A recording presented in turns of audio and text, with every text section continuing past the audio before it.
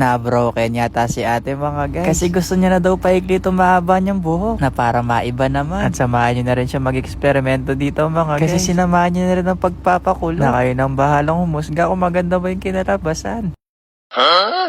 Kanina pa nga pumipili si ate ng hairstyle mga guys. Kasi balak nga niya magpaikli. Na kung ano-ano kasi napapanood ng babaeng to. Na yung idol daw niya mga guys, maikli yung buhok. Kaya magpapaikli din daw siya.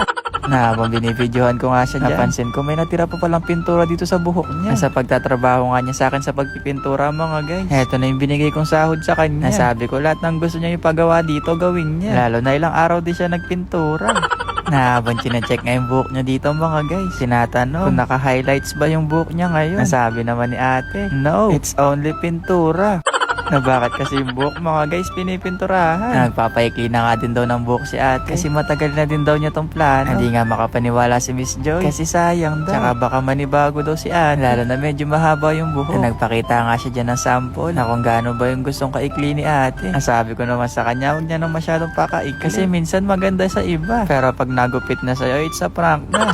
Pero magaling sila manggupit dito mga guys. Nasabi ko naman sa inyo, bago ka talaga nila gupitin, inaalam talaga nila kung babagay sa'yo yung gupit. Na medyo maliit lang din kasi yung mukha ni ate mga guys. Kaya sabi dito, mukhang bagay naman daw yung napili niyang gupit. Tsaka okay na yung medyo maikli. Kasi tipid din yan sa shampoo. Na ang bilis kaya maubos ang shampoo namin sa CR.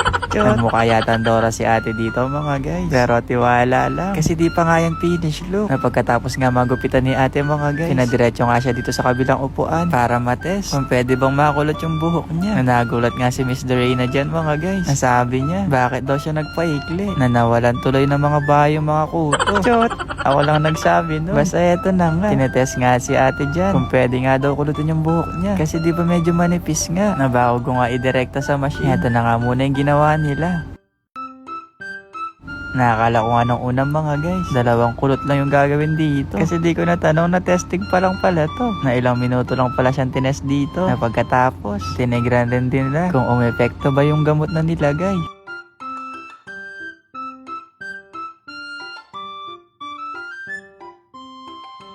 Kaya naman daw pala ng buhok ni ate mga guys. Kaya ayan, may nilagay lang dyan si Miss Joy. Nalimutan ko na ano nilagay nila dyan. Basta heto, binandawan na ulit siya. Ang daming proseso mga guys. Na ganyan na nga kaikli yung buhok ngayon ni ate mga guys. Na mamaya na lang natin siguro siya ipi-face reveal. Sana nga lang, bumagay talaga sa kanya tong bago niyang gupit. Kasi heto, pinakulot na rin talaga niya dito mga guys. Na parang new look na daw siya ngayon. Na setting perm pala yung tawag dyan. Na heto nga yung ginagamit daw nila sa Korea. Para daw maging permanente yung kulot na buhok.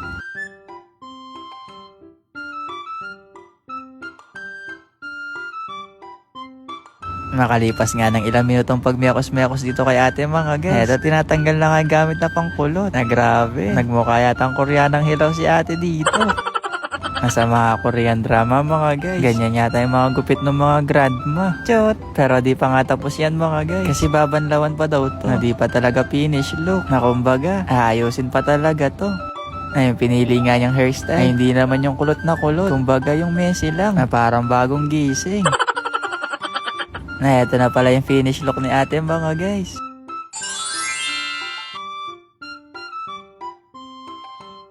Na pagkatapos nga niya maganda-gandahan, dumiretso nga kami dito sa mga shampoo para makabili na din. Kasi kapag nagpa-perm ka, iba na rin yung gagamitin mo shampoo na para mas ma-maintain mo nga yung pagiging kulot. Na bumili na rin ako ng para sa akin. Na sige na mga guys, hanggang dito na lang.